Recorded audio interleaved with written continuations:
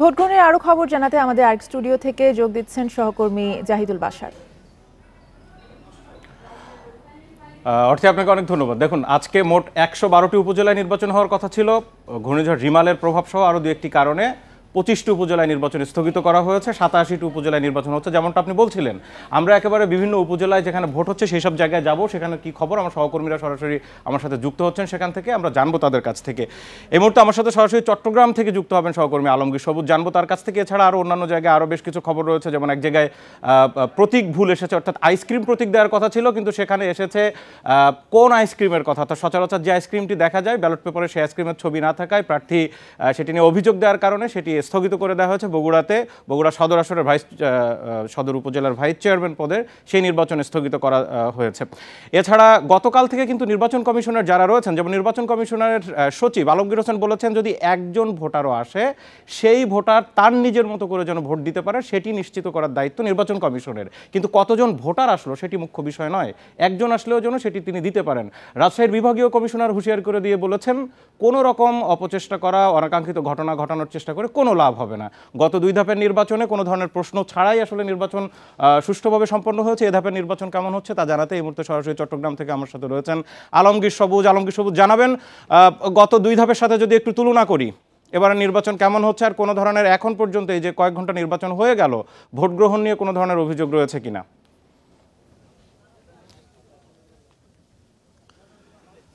আমরা তৃতীয় দফার যেটা ভোট গ্রহণ চলছে আজকে চট্টগ্রামে, আজকে 4টা উপজেলায় আনোয়ারা, বলখালী, চন্দনাইশ এবং পটিয়ায় ভোট গ্রহণ চলছে। কিন্তু আগের যে 2 দফা ভোট গ্রহণ হয়েছে আমরা আজকে একটু তফাৎ দেখছি। বিশেষ করে আমি এখন যেখানে আছি আনোয়ারা, এখানে আমরা দেখেছি আসলে বিভিন্ন কেন্দ্রে আমরা ভোটারের কিন্তু মোটামুটি উপস্থিতি আমাদের চোখে পড়েছে।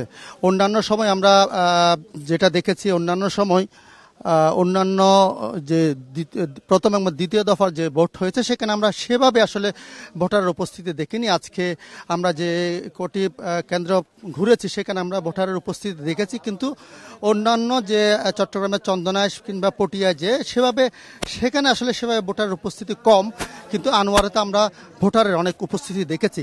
ইতিমধ্যে আসলে বেশ কয়েকটি কেন্দ্রে গোলযোগের ঘটনা ঘটেছে, বিশেষ করে আখতারুজ্জামান হাইলদর, আখতারুজ্জামান উচ্চ বিদ্যালয় এবং বরুমচরা সমদিয়া প্রাথমিক বিদ্যালয় কেন্দ্রে গোলযোগের ঘটনা ঘটেছে। সেখানে 2 জন আহত হয়েছে। আখতারুজ্জামান সরকারি বিদ্যালয় কেন্দ্রে 2 জনের মাথা ফেটে গেছে এবং এই কেন্দ্রটার ভোট গ্রহণ কিছুক্ষণ বন্ধ ছিল, পরে আবার খুলে দেওয়া হয়েছে। এবং এছাড়াও অন্যান্য পটিয়াতেও একটা কেন্দ্রে কিছুক্ষণ ভোট গ্রহণ বন্ধ রাখা হয়েছে। এরপর আবার আমাদেরকে পটিয়ার ইউএনও জানিয়েছেন তারা সেটা আবার চালু করছেন বলে আমাদেরকে জানিয়েছেন। মোটামুটি আমরা যে সমস্ত কেন্দ্র ঘুরেছি সার্বিক পরিস্থিতি হলো ভোটারের উপস্থিতি সন্তোষজনক এবং গোলযোগ, কয়েকটা কেন্দ্রে গোলযোগ ছাড়া মোটামুটি অন্য সব কেন্দ্রে শান্তিপূর্ণভাবে ভোট গ্রহণ চলছে। একইভাবে বোয়ালখালী এবং চন্দনাইশে আমরা যে খবর নিয়েছি সেখানেও শান্তিপূর্ণভাবে সুষ্ঠুভাবে ভোট গ্রহণ সম্পন্ন হচ্ছে। আলমগীর সবুজ, দ্বিতীয় ধাপের নির্বাচনেও কিন্তু চট্টগ্রামে একটি উপজেলায় বেশ ঝামেলা হয়েছিল।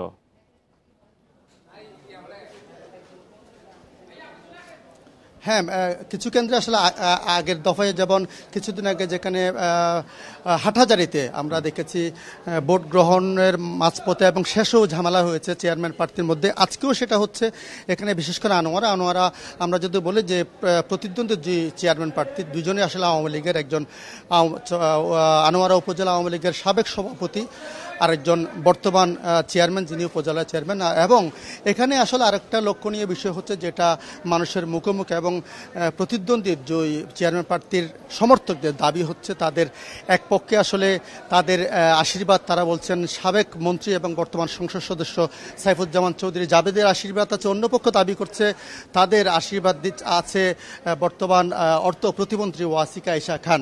এই সমস্ত কারণে আসলে চট্টগ্রামে আসলে ভোটের সময়ে বিশেষ করে 3 দফার যে ভোট গ্রহণ হচ্ছে এখানে সবচাইতে উত্তেজনাপূর্ণ এবং আলোচনা হচ্ছে আনোয়ারা, যেহেতু প্রতিদ্বন্দ্বী 2 চেয়ারম্যান প্রার্থীর সমর্থকদের দাবি হচ্ছে তাদের 2 শিবিরে 2 নেতার আশীর্বাদ আছে। এই কারণে আসলে এই আনোয়ারাটা আসলে গুরুত্বপূর্ণ এবং উত্তেজনা আছে। সেটি হচ্ছে এই 4 ঘন্টা যে ভোট গ্রহণ হয়ে গেল, আপনি বিভিন্ন জায়গার যে খবর নিয়েছেন তাতে মানে কত শতাংশ ভোট এখন পর্যন্ত প্রয়োগ হলো, এটার পরিসংখ্যান কি জানা গেছে?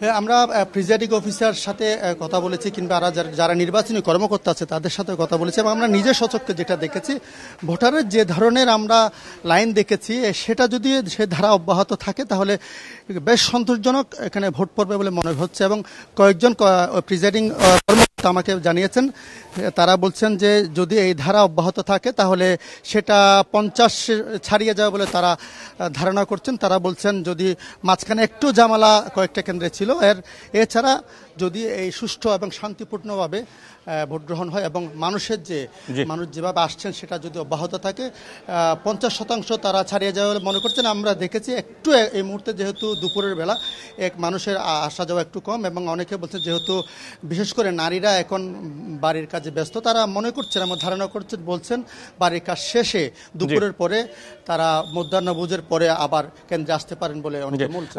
আলমগীর সবুজ, আপনাকে অনেক ধন্যবাদ। আমাদের সাথে চট্টগ্রাম থেকে যোগ দিয়েছিলেন আমাদের চট্টগ্রাম ব্যুরো প্রধান।